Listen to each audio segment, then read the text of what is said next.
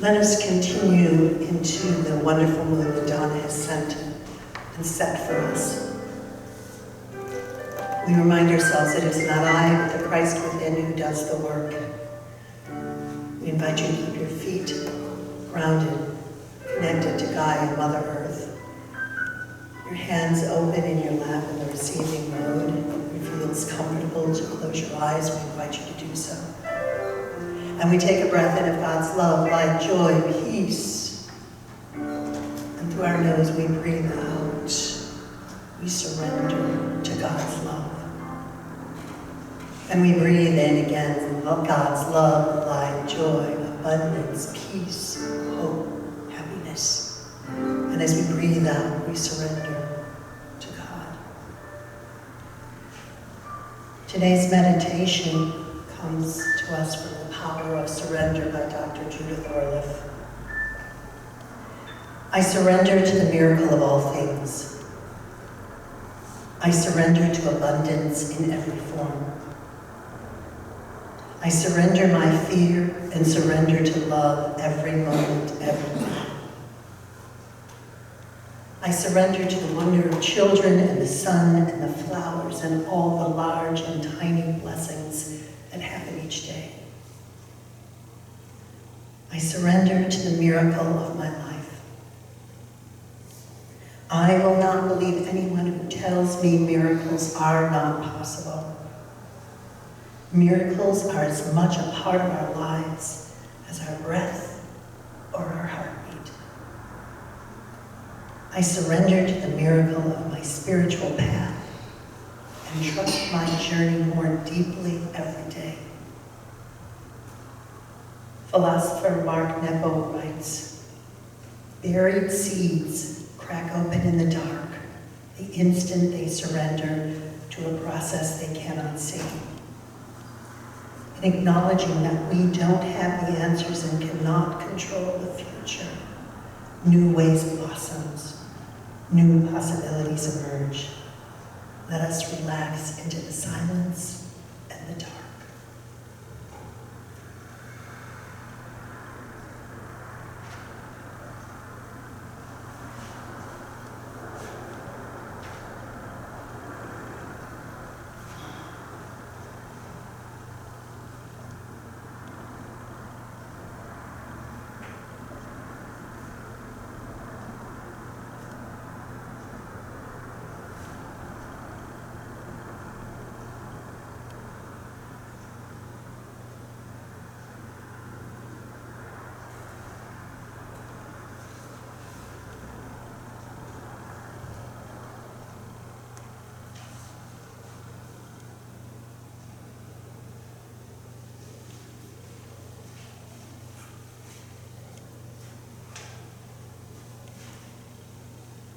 As we go forward this week, we invite you to keep in mind the idea that I surrender to the miracle of my spiritual path and trust my journey more deeply every day.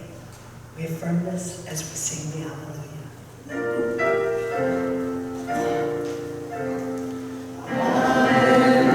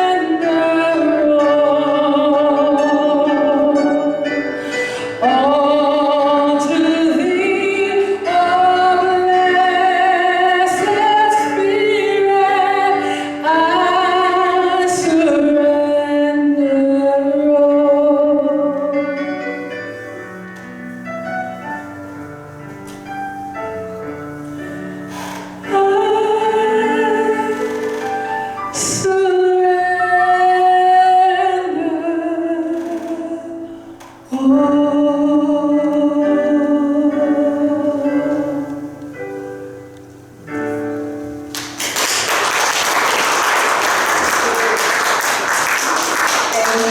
much, Donna and Richard. You know, when I started to work on Platform Assistant, I came across a book that is called Surrender Your Junior God Badge.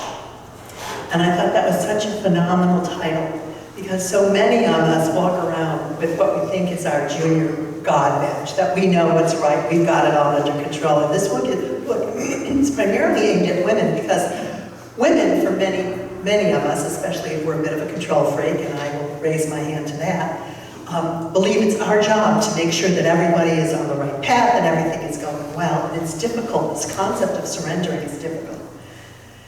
But if we can give up our junior God badge, we will realize we don't sacrifice anything. We just lose whatever is keeping us the same.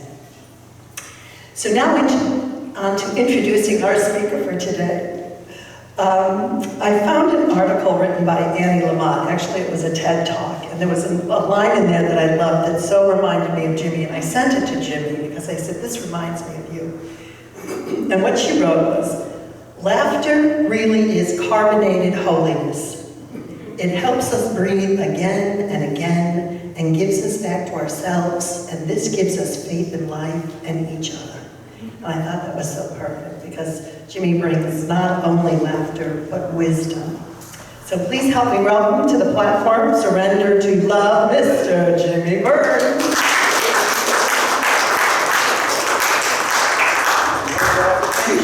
Yay! Hey, and Donna's back! Today, yay! Good morning. So we're wrapping up our Power of Surrender this month. I have to wrap it up. But first we start off with something I found online. Two couples are walking down the street. They're older couples. Let's say they're the two. They're walking down the street. The two women are walking in front of the two men. They're walking down, and the one guy says to the other guy, "Hey, what did you guys do last night?" He goes, "Oh, we went to this restaurant. The food was amazing. The ambiance was fantastic. And it was just such a wonderful experience. And the prices were really reasonable." The guy goes, "Ooh, we'd like to try that. Remember the name of the place?" He goes,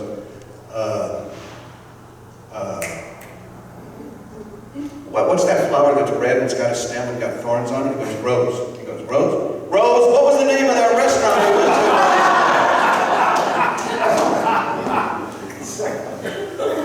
to?" Yes, we're all old enough in here to appreciate that. So the power of surrender. And you've already mentioned it. Surrender is not weak. Surrender is not quitting. Surrender is not giving up.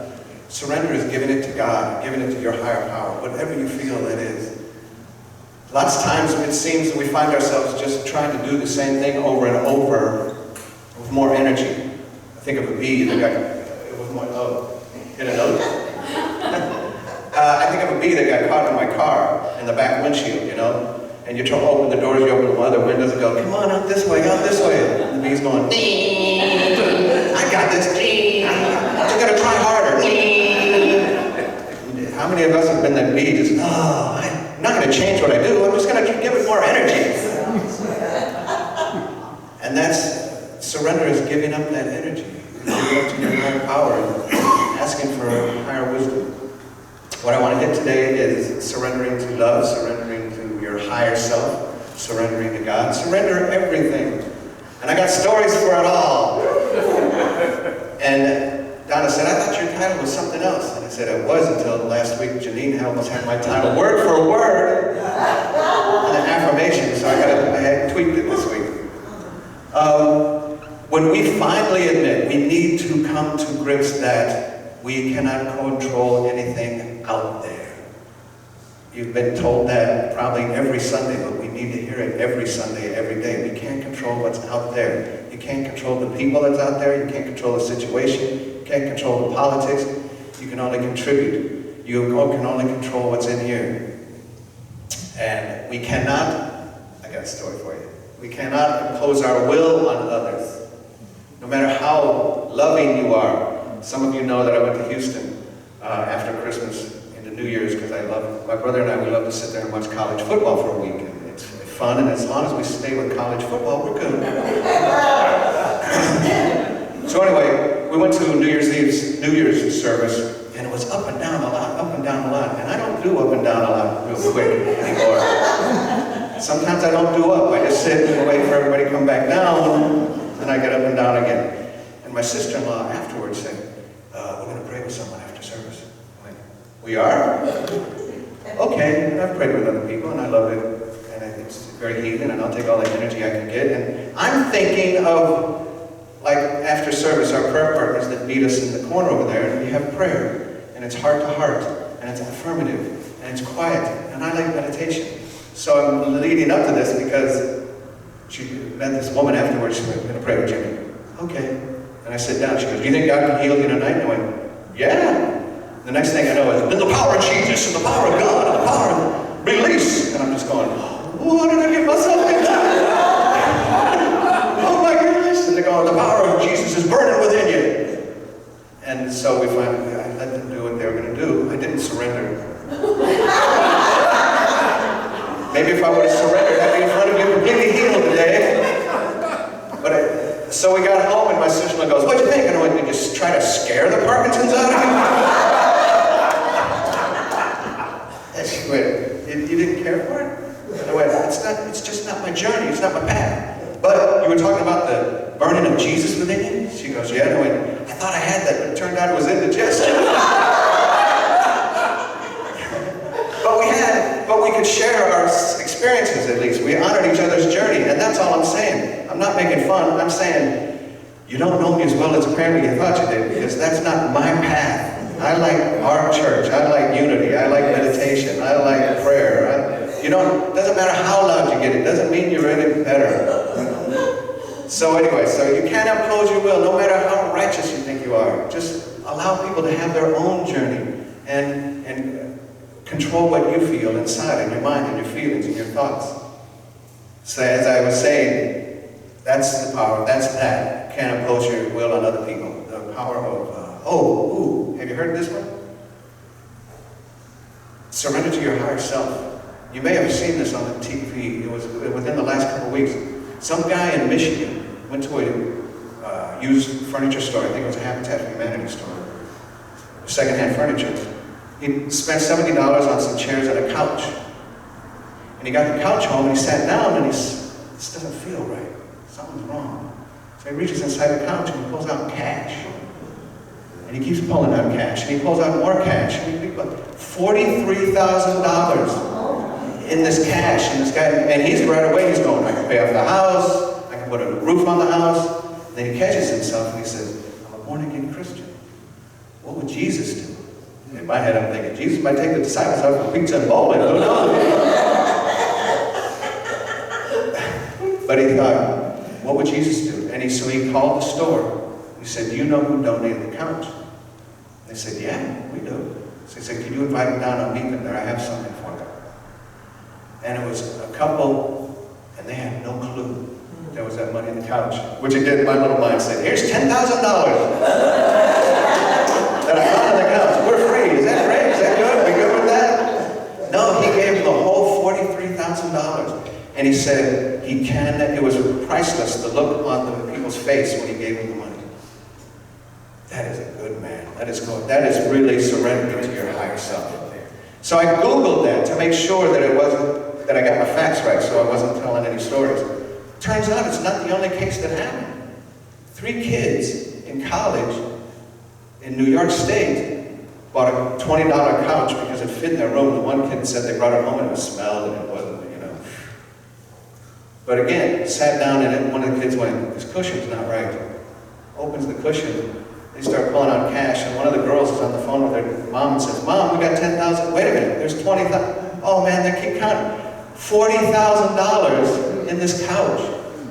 But it turned out there was a bank statement in there with a name on it. So the kid said, we knew that wasn't our money. So they called the woman. And they met them at the store because they figured. Turns out, the husband had been giving the wife cash every week. So instead of putting it in the bank, she put it in the couch. Now the daughter had no clue. The dad had passed away for a while. The mom had some heart surgery. She went to the hospital and apparently was going to go to assisted living. So the daughter just gave the couch away to the Salvation Army. And again, in surrendering to their higher self, they gave the money to the woman, and the woman gave them $1,000 apiece. Yay. But that's surrendering to your higher self. Now, surrendering to love. I witnessed this. I lived this myself. I was telling you about, my brother and I are very wonderful when we talk about football and talk about stuff like that. We're different on the political spectrum. He's deep in the heart of Texas, if you catch my drift. And I live on the left coast, and there's a reason why I live on the left coast. So, every day we go for a walk. We were going to go for a walk, and politics came up a little briefly, and then put it away, and politics came again. We were getting ready to go for our walk, and it looked like it could rain. And something came up political, and I confessed, I didn't speak from my higher self. I took a couple shots, and he went, I'm not even going for a walk. This is why we can't have like these guys. And I all of a sudden, my love took over. I surrendered to love. That's where I got the idea. Because I went, whoa, whoa, whoa, whoa, whoa. We're going to go for a walk. I couldn't believe it. I was taking control.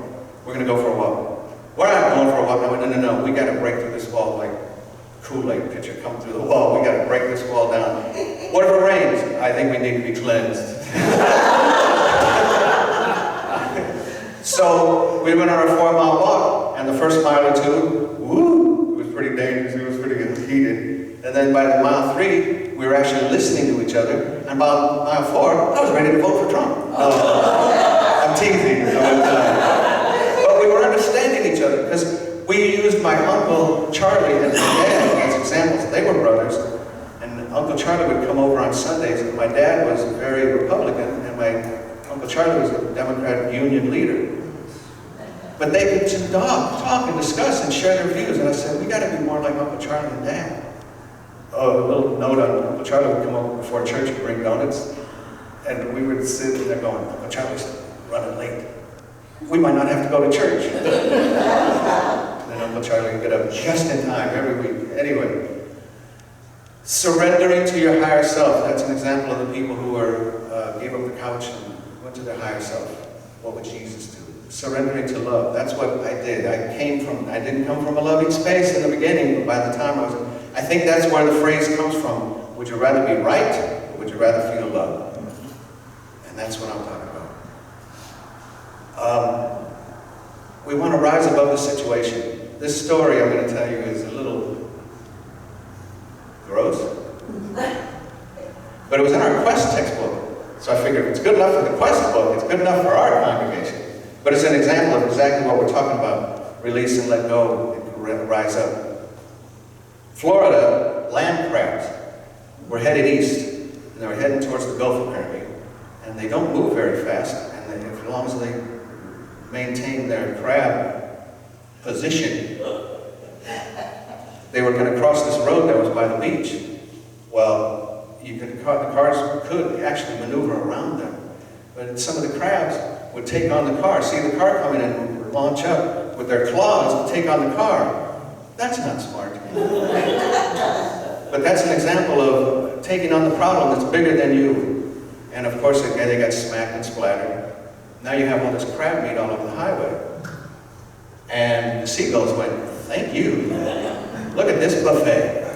So the seagulls would come down and start eating on the crab meat, and a car would come, and the seagulls, what did they do? They rose up, they waited for the car to pass, and then they came down and finished eating. And that's an example of what we should be doing with our problems and with our situations, and with our circumstances, and with our relationships, and with our work situations. Rise up to the power of God. Rise up to the spirit within. Don't try to fight it. You see new people in the ocean all the time. And the first time they get hit by a wave, they think they're going to stand and let the wave hit them. Don't realize the power of that wave that knocks them over. And you realize it's time to dive under the wave or dive over the wave. But don't just let the wave smack you. There. So that's what we're talking about today, the power of surrender. Surrendering to your love, surrendering to your higher power, surrendering Surrender is not quitting. Surrender is being strong. Man, I whipped through this message quick. Wait a minute. Hold on. Let me see. There's got to be something. Oh, yeah. In a nutshell, surrendering is not passive either. It's like the day my car wouldn't start. That's all you do when you go to a higher power, something that has something you released to someone that has more wisdom. The car wouldn't start. If I surrendered and just sat in the car and waited for God, I'd still be sitting there probably. Surrender is taking part in being active and saying, think about, who should I call? Oh, Pep Boys, they know more than I do about cars. So, you know, I had my Bob and Karen, they were keeping me safe and company, but that's just talking about being active. It's not passive. It's not waiting. It's getting involved, because when you let go of the obsession with the problem of the person, you open up to creative answers.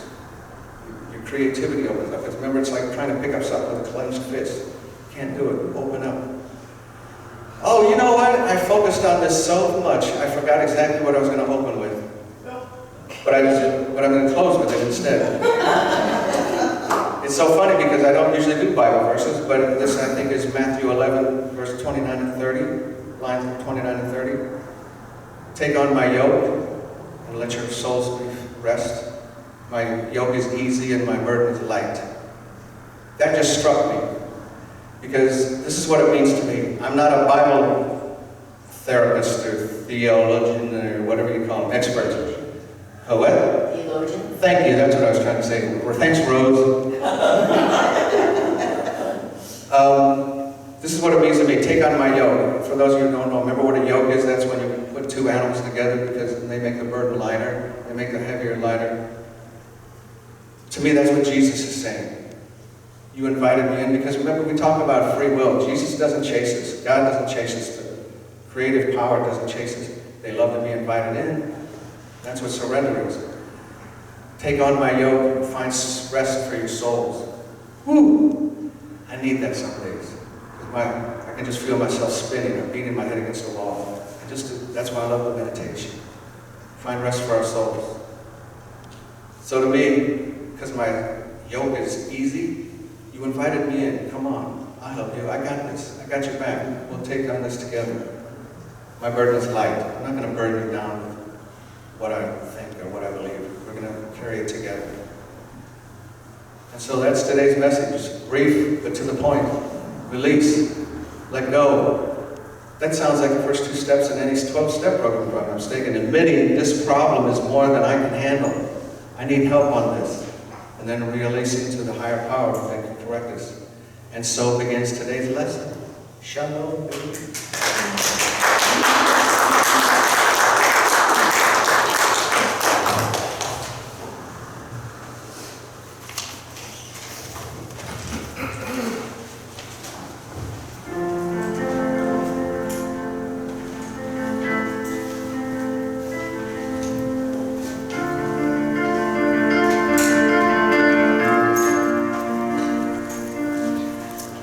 I keep fighting voices in my head that say I'm not enough.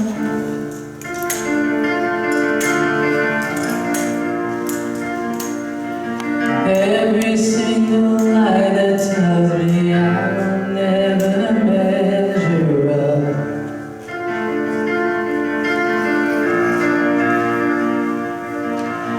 Am I more than just the sum of every high and every low?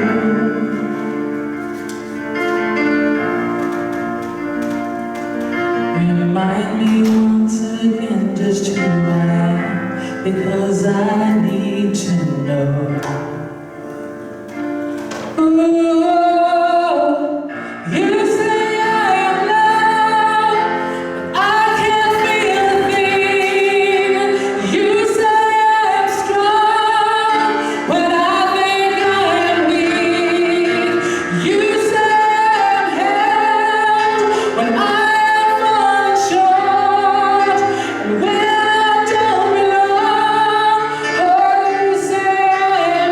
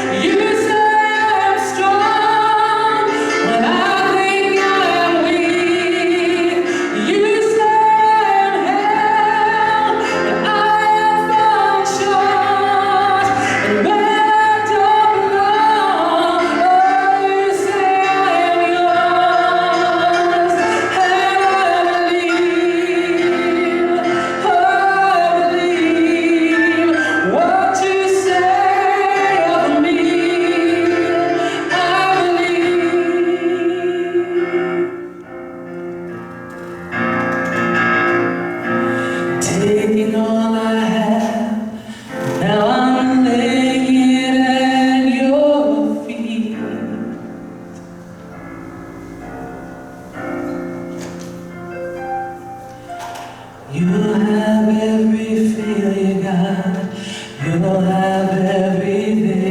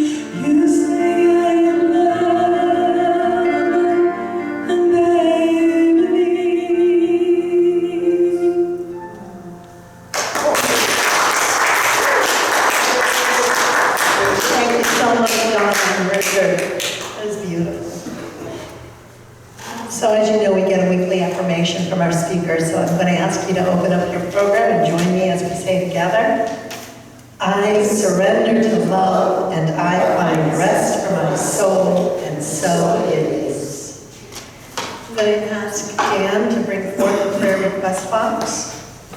You know, this box sits under the clock, and if you did not have a chance to put in a prayer request, please say the name softly out loud, or you can hold it in your heart. And I want to put Linda back in here because Linda is in ICU right now. She has some blood clots in her lungs. I just found out this morning. So let's put Linda in here also, and we rub our hands together to get that energy going.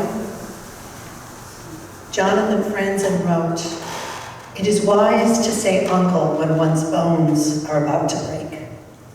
And so, Mother, Father, God, we say uncle, we surrender, let go, and turn these prayers over to you, trusting your wisdom to bring about the right solutions. And so it is. Okay, now we have an opportunity to share and receive. So I'm going to ask you to take your offering into your hand. And together we say, and it's again in your program, divine love, through me, blesses and multiplies all that I have, all that I give, and all that I receive.